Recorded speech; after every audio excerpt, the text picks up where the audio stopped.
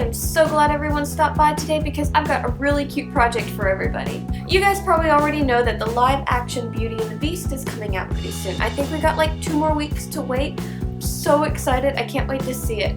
I really want to see how they redid it because I just absolutely love Beauty and the Beast. It's my favorite Disney movie. So I thought, what better way to celebrate Beauty and the Beast coming out than to make a rose? It's kind of the centerpiece of the whole story and it's so beautiful, and I thought it would be something fun to make. Now at first I wasn't quite sure what to make my rose out of. There's so many videos out there showing you how to make it out of all kinds of materials, but then I came across my tinfoil and I was like, you know what? I don't think anyone's made a rose yet out of tinfoil. So that's what I'm going to try here.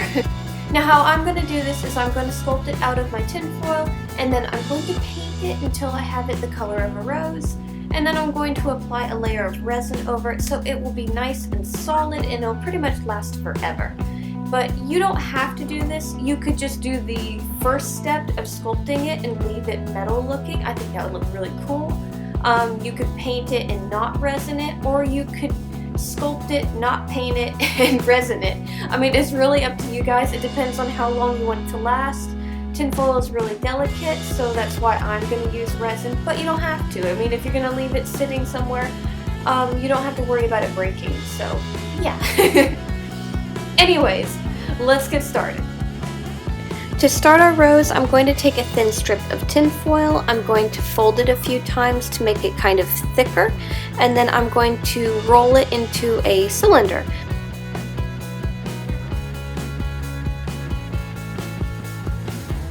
Once we have it to this point, I'm going to take a small tool. If you don't have a tool similar to this, you could even just use the tip of a spoon or something. But what I'm going to do is I'm going to press it into the different layers and pull out the tinfoil to make small kind of petal shapes here and there.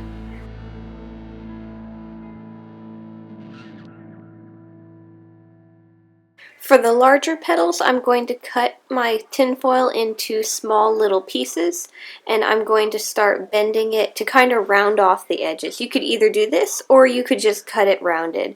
I just wanted the inner pieces to be a little bit thicker, so I did more of a bending method than to just cut it into the right shape.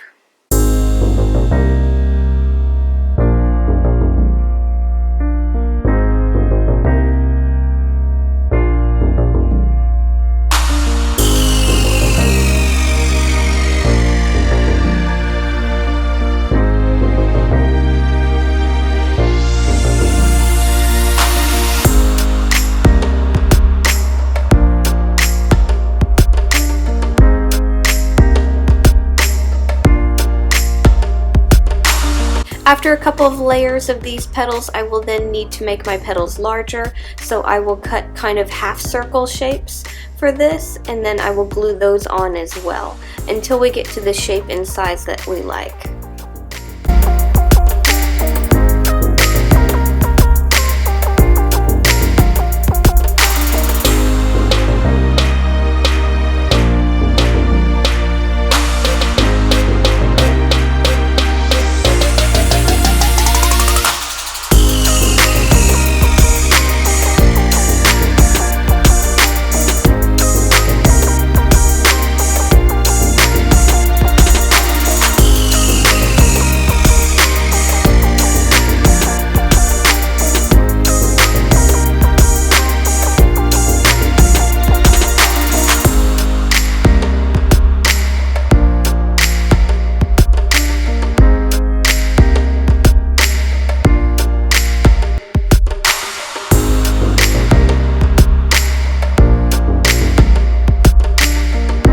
Next, our rose will need a couple leaves, so I'm going to cut those out from the tinfoil, and then I'm going to shape them until I'm happy with how they look.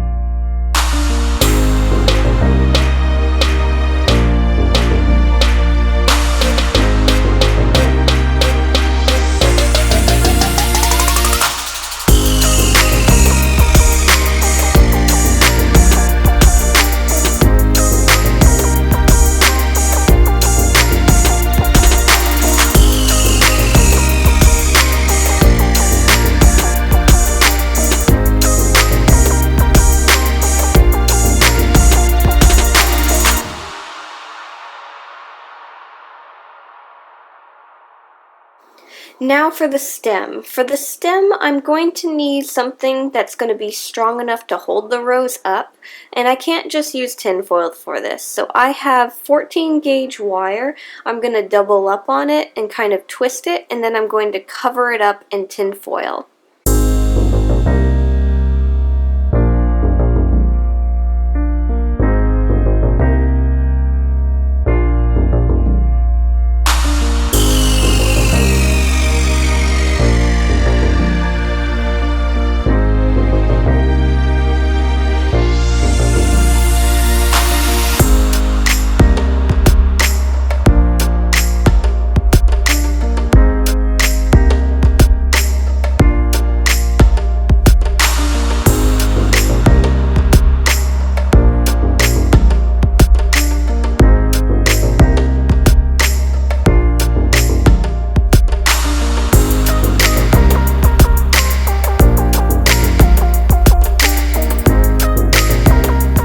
Next, I'm going to glue the leaves onto the stem where I want them. Now, I'm not going to put the rose on top of the stem just yet because I want to get the painting and resining done first.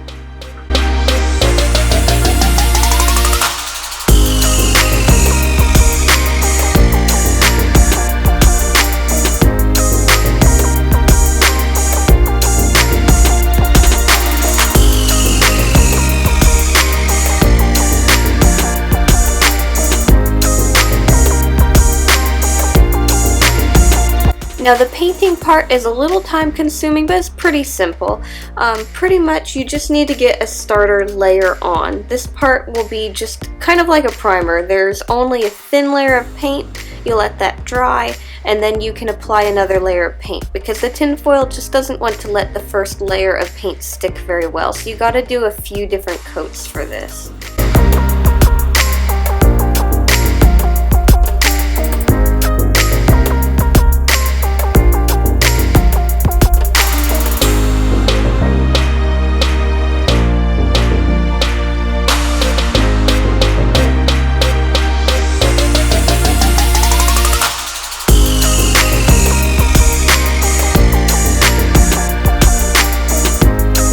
Now I realized painting my petals was a little difficult without the stem on, but I didn't want to smear the paint on the stem and have it all messed up. So what I did is I glued a wooden dowel to the rose as a temporary stem, and that way I could hold it without getting my fingers in the paint.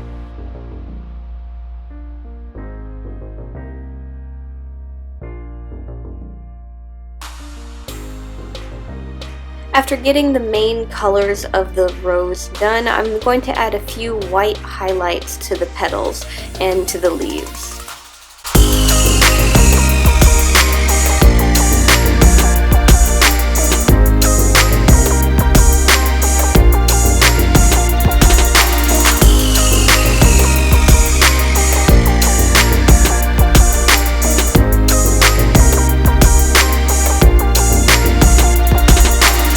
Last thing I wanted to do, I wanted to give it a little bit of a glittery effect. So I've got some glitter paint here, and I'm going to go over everything with a nice thin layer.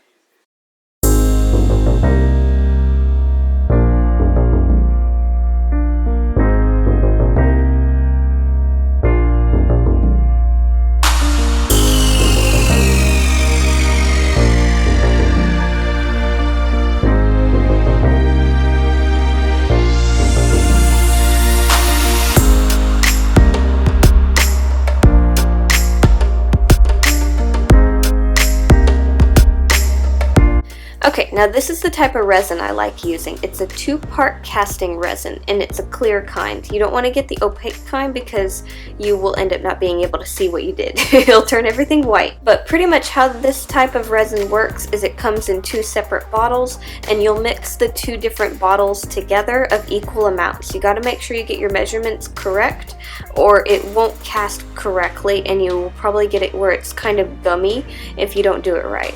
So just make sure you measure everything correctly and you'll be fine. Now when using resin, you want to use throwaway brushes, and I recommend going into like the kitty craft section, or like basically like preschooler stuff. because they will have these type of brushes that have plastic bristles, and you don't have to worry about getting the bristles stuck in your resin, because normal brushes will lose their bristles once in a while in your paint and you don't want to have to dig them out. And you can just throw them away and they're super cheap. Now what I'm going to do is just brush over a nice thick layer over everything that's been painted, and then I'm going to let them sit and dry. You'll want to have them over something like a layer of tin foil. I have them put into foam, that way they can stand up and they don't like get stuck to anything. But you'll want to have it over something that will protect your countertops, because once resin drips and if you don't catch it, it's not going to come off.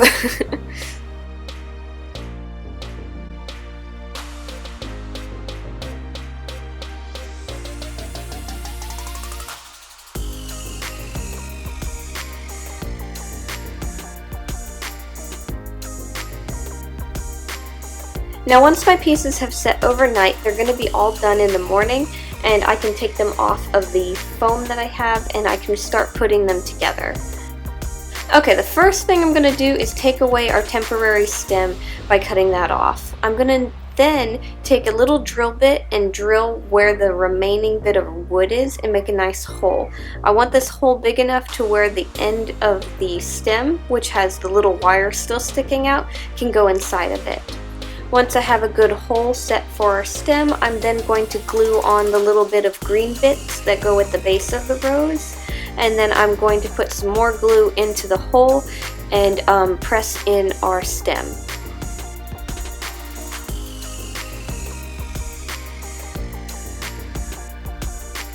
Now after everything is glued together, I just need to touch up around where the seams are. I'll add a little bit of paint here and there, and then I'll put a little bit of resin around that as well. And then our rose will be all finished. Okay guys, and here's my finished rose. I really like how it came out. It kind of reminds me of how the rose looks in the stained glass in the cartoon version. I mean, it came out really good. You can see all the different details and stuff, and it's really solid. I mean, it's going to last till the end of time. Probably not, but you never know. I also thought one cool thing you could do is you could actually make it into a pen. Like somehow add like a pen to the end of it, and then you could like write with it. I mean, if you're going to resin it, it's going to be sturdy enough to where you could do that. But yeah guys, thank you so much for stopping by. I really hope you enjoyed today's video. If so, make sure you leave me a like. Subscribe if you haven't done that already so you don't miss my other videos, because I've got some really cute projects coming up soon. And I will see you guys next time. Bye!